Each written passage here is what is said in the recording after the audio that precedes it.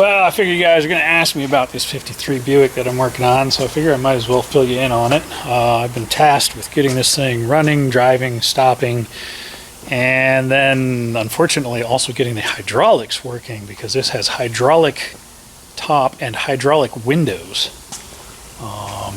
Yeah, I don't know why that was a good idea in 1953 to use hydraulics to lift the windows and put the windows down, but that's what they did on this car. So that's going to be the last thing I tackle on this. Right now I'm working on wheel cylinders. You can see these are pretty gross. There you go, there's some light.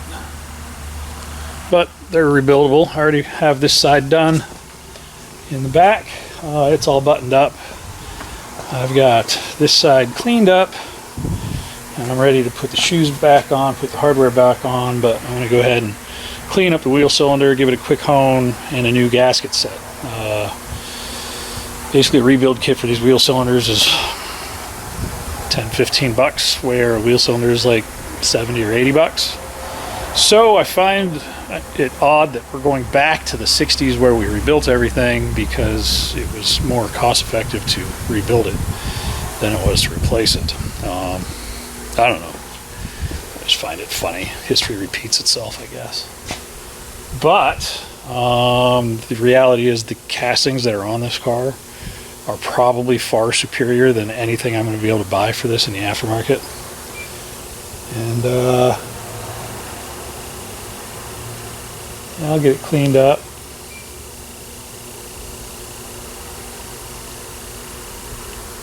I think these are Delphi. I don't know, let me get it cleaned up and we'll take a look at it. It's still got all the casting numbers imprinted into it.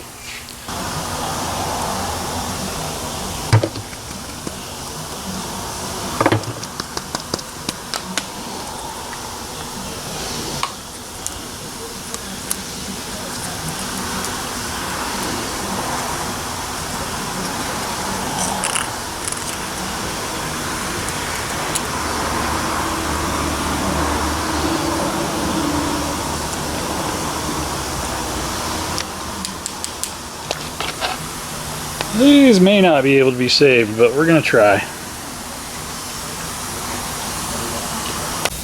Alright, well, those look pretty gross. But I got them out. So let's get these cleaned up and put them back together with new springs and new seals and new dust boots. Alright, you can see I've got my other rear repair kit. I was able to get the wheel cylinder and the pucks out of it. Now it's time to clean them up. Delco Moraine, product Dayton, Ohio, USA. 1-inch bore. Back when we used to make stuff here in Ohio. I think we still make some tires here. What else do we make here in Ohio, guys? Well, the puck's cleaned up nice. I've already honed the cylinders. They look really good. There isn't any pitting or distortions down in the bore, so I think we're good to rebuild this guy. We'll get him back together and we'll put him back on the car.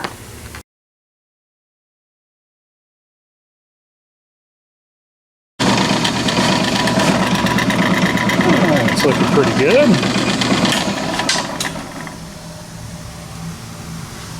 Much better. So we got 72 years out of these wheel cylinders and brake hoses. So let's get this wheel cylinder blown apart.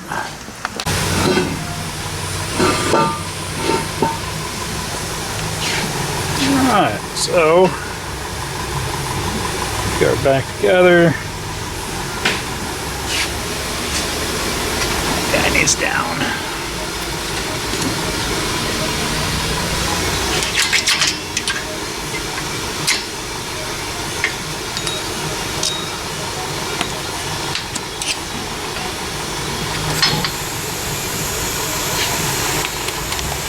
I actually had to trim the ears because they were contacting the backing plate. I'm going to go over to the other side, take it apart, and do the same over there. But other than that, I think we're in good shape.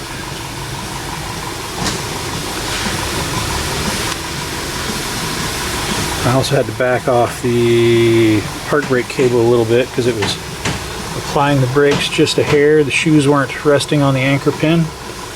Now they are. And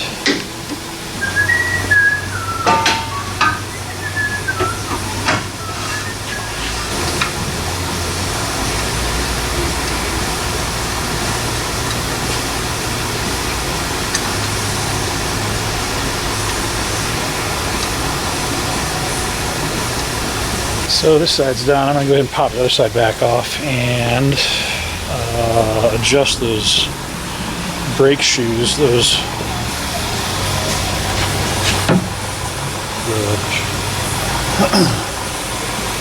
shoe pieces are hitting the backing plate. Let's get this back off here.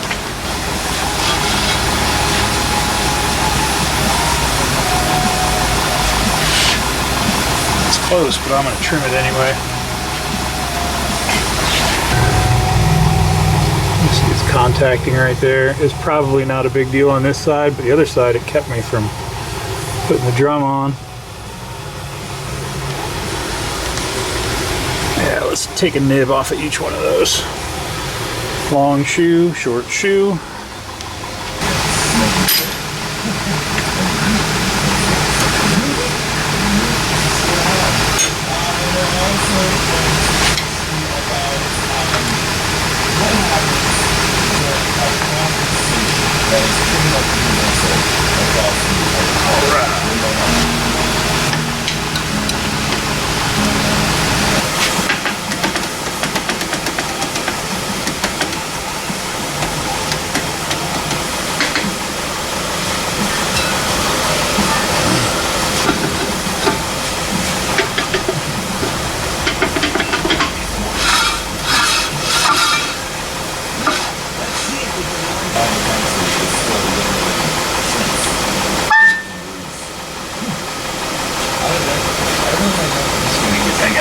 Broke off. This guy here.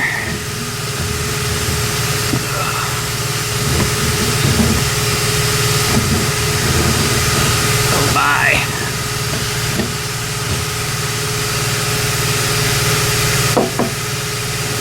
I would say that guy's probably no good. I wonder if one of those is available. That smells amazing.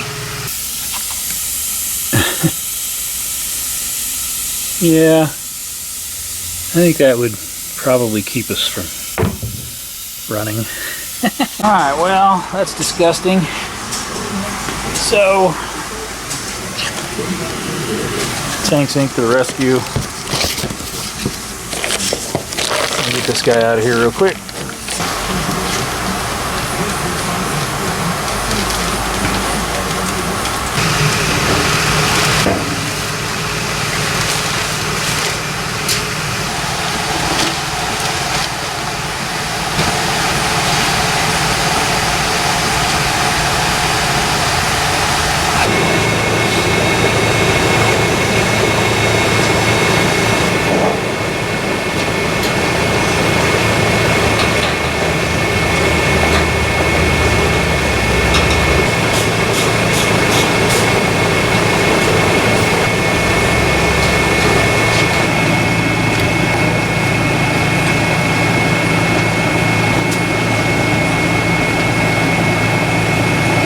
Close the double wrap up a little bit so that I can get a better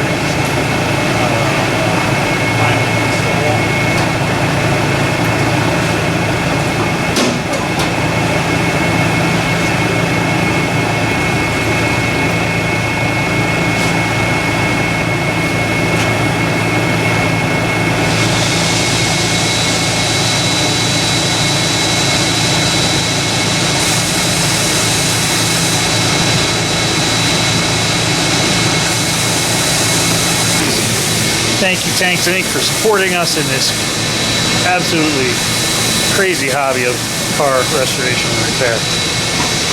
Tanks Inc. They got some nice bits.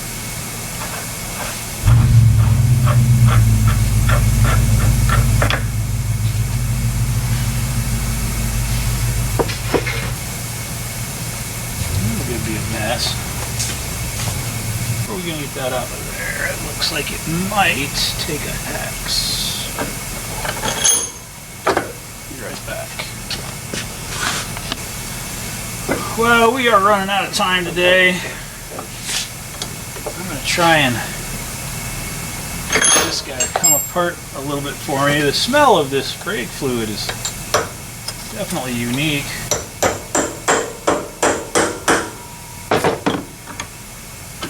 And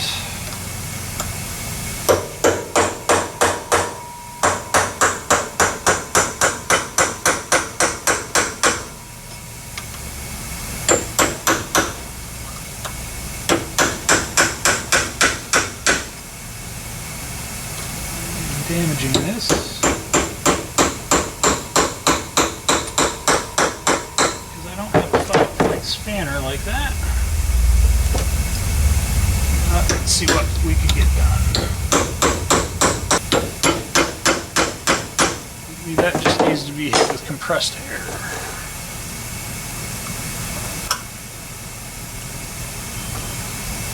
I cracked my bleeders loose in the car. They came loose, so that's a good thing. Let's see if I can blow this guy out of here with compressed air.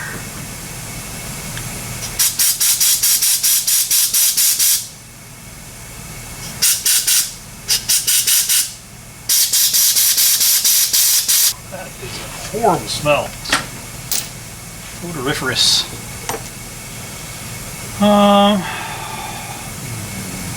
Let's take a look at the diagram.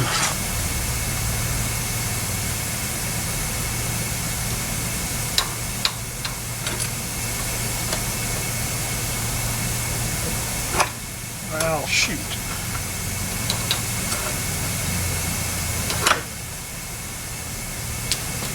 Is that a snapping in it?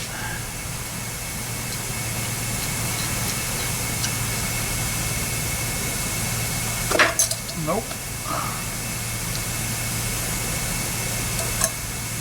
Okay, so that is our back seal.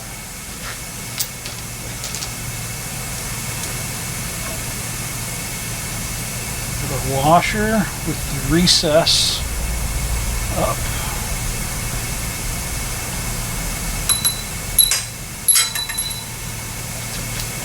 Always watch where it bounces.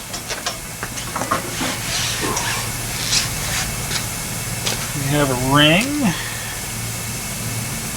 We have a back seal that goes inside of there. We have an O-ring. Looks like that's it. So we got an O-ring there. Got our rear seal right there. So we probably need to drive out. Ring and a washer. Seal on there as well.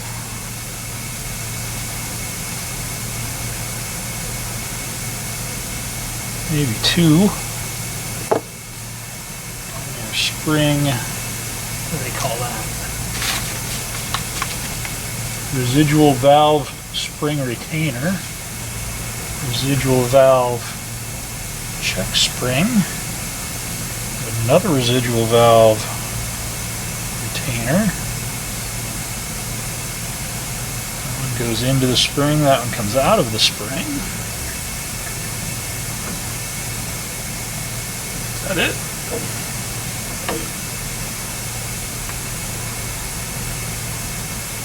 Looks to be.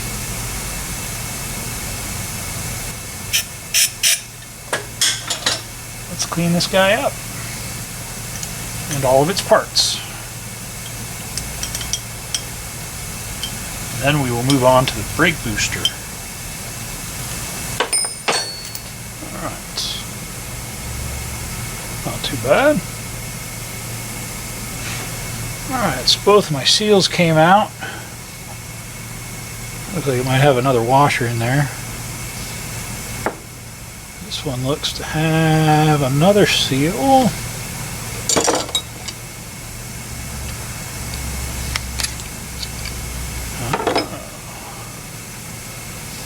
Does have another seal. There.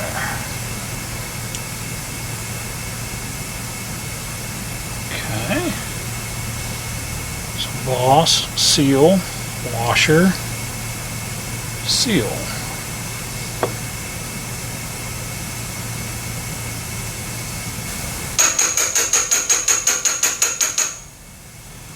Alright, let's clean these bits up.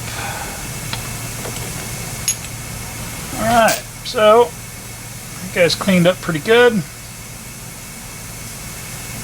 Put our new parts in it, and then we will move on to our power booster. Basically, this is just a process of cleaning parts up and putting new bits in them. Luckily, Caddy Daddy had our rebuild kit for the power booster and power brake master cylinder.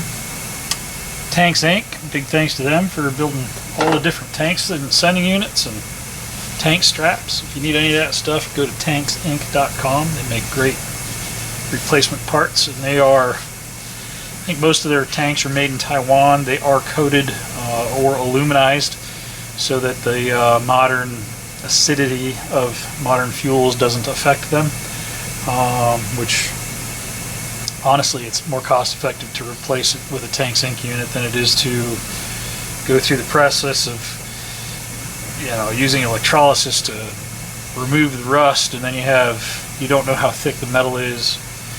Do you end up with pinhole leaks down the line? I don't know. I think it's just a better repair to replace it and be done with it, especially right now because the parts are available. You know, this is a 1953 Buick, so it's, you know, 75-year-old car that I don't know how many parts are still going to be available for it. Although I've been really lucky so far. I've found everything I've needed, everything I've wanted to fix on the car or replace. I have been able to find the parts. Got a whole bunch of tune-up parts coming in, and I actually found a dual points distributor down in Cincinnati, which I'm probably going to run down and grab this week, just to have a backup distributor for that 322 nailhead that's in the car. When I'm done with the brakes here, we will be moving on to the rest of the fuel system, which is basically a fuel pump rebuild, carburetor rebuild, and new fuel line. And then we'll bleed the brakes. From there, we'll see if we can make fire with this thing. It's a long process. It takes a lot of time, but it's fun. It's rewarding bringing something back to life like this, and that's why a lot of us do this stuff. It's going to be a super cool car to be cruising down the road when we get it running. With that, I'm going to leave off right here, and probably we'll pick up later this week with the next installment on this 1953 Buick, bringing it back to be used and enjoyed. I've got some other stuff to work on in the shop, and we'll get to that as soon as we get to it. Thanks for watching. Click like, subscribe, leave us a comment below. Have a safe day. See you soon.